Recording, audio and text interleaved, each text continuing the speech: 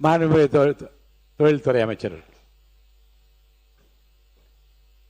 மாண்புமிகு பேரவைத் தலைவர் அவர்களே, மாண்புமிகு உறுப்பினர் அவர்கள் சொன்னார் சிப்காட் அங்கே நல்ல முறையாக நடைபெற்று இருக்குன்னு. நாங்கள் சிப்காட் ரிவைவல் மிஷன் அப்படின்னு சொல்லி ஒவ்வொரு மாவட்டத்திலையும் சிப்காட்டை ஆய்வு பண்ணிகிட்ருக்கோம். அதே மாதிரி பெருந்துறையில் 26/5/2026 அன்று மாண்புமிகு சட்டமன்ற உறுப்பினர் அவர்களும் நானும் சேர்ந்து அங்கே ஒரு ஆய்வு நடத்தினோம். அவர் சொன்ன மாதிரியான எந்த விதமான பெரிய மாற்றங்கள் எதுவும் நான் பார்க்கவே இல்லை. ஏன் அப்படின்னா சொல்லிடுறேன் பேசி முடிச்சிடறேன். அதுக்கப்புறம் தொழில் பூங்கா 1097.86 ஏக்கரில் ஆரம்பிச்சிருக்காங்க. பல வருடங்கள் ஆயிருக்கு. அங்கே 4 கம்பெனி மட்டும்தான் இன்னைக்கு வர நடத்திட்டு இருக்காங்க. அதில் 32 தொழிற்சாலைகள் அமைப்பதற்கான மனைகள் இப்போ ஒதுக்கீடு செய்யப்பட்டிருக்கு.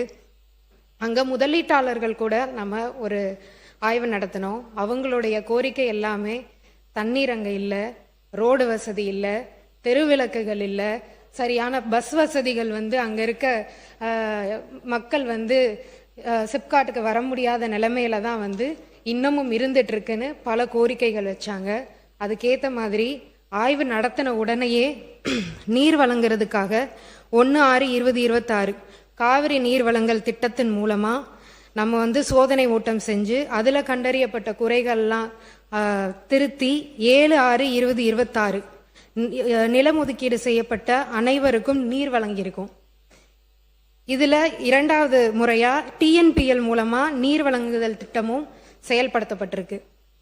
இதில் சாலை வசதி அங்கே இருக்க 2 முதலீட்டாளர்கள் கேட்டிருந்தாங்க.